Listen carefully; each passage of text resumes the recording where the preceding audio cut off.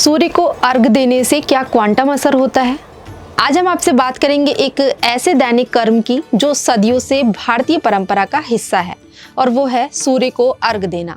लेकिन सवाल यह है, क्या यह सिर्फ एक श्रद्धा है या इसके पीछे कोई क्वांटम स्तर पर कोई ऊर्जा संबंधी घटना भी होती है? हर सुबह लाखों लोग उगते हुए सूर्य को जल चढ़ाते हैं। इसे अर्घ देना कहा जाता है। यह प्रक्रिया आसान लगती है। तांबे के लोटे में जल दोनों हाथों से ऊंचाई पर उठाकर सूर्य की ओर अर्पित किया जाता है। लेकिन क्या आपने कभी सोचा है, जल की उस धारा और सूर्य की किरणों के बीच क्या कोई ऊर्जा संवाद होता है? आधुनिक भौतिकी के अनुसार सूर्य की किरणों में फोटॉन्स होते हैं, यानी प्रकाश कण। जब हम जल की धारा को सूर्य की ओर उठाते हैं तो ये फोटॉन्स जल से टकराकर विभिन्न तरंग दैर्घ्य में परिवर्तित होते हैं। जल एक प्रिज्म की तरह काम करता है, जिससे सूर्य की रोशनी टूटकर वर्णरश्मियां बनती हैं। इस समय आंखों, त्वचा और दिमाग पर यह स्पेक्ट्रम कई तरह की जैविक व इलेक्ट्रोमैग्नेटिक प्रतिक्रियाएं करता है। कुछ वैज्ञानिक इसे क्रोमोथेरेपी या सोलर गैजिंग थेरेपी जैसा मानते हैं। क्वांटम भौतिकी कहती है कि द्रव्य और ऊर्जा का विभाजन भ्रम है। आपका इरादा आपकी चेतना ऊर्जा को प्रभावित कर सकती है।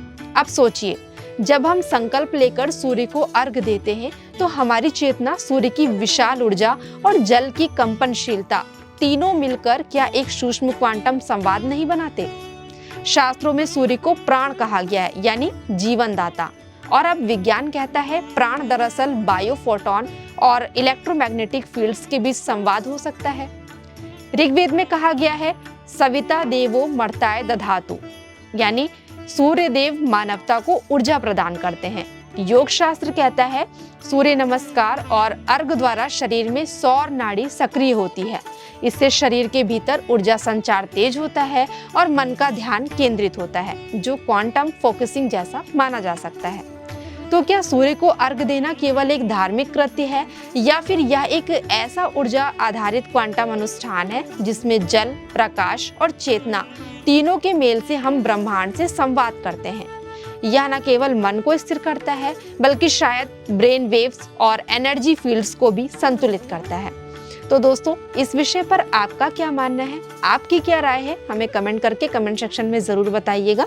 मिलते हैं अपने नेक्स्ट एपिसोड में ऐसे ही कुछ रोचक व आध्यात्मिक विषय के साथ। तब तक के लिए मैं आप सभी से आज्ञा चाहती हूँ। धन्यवाद।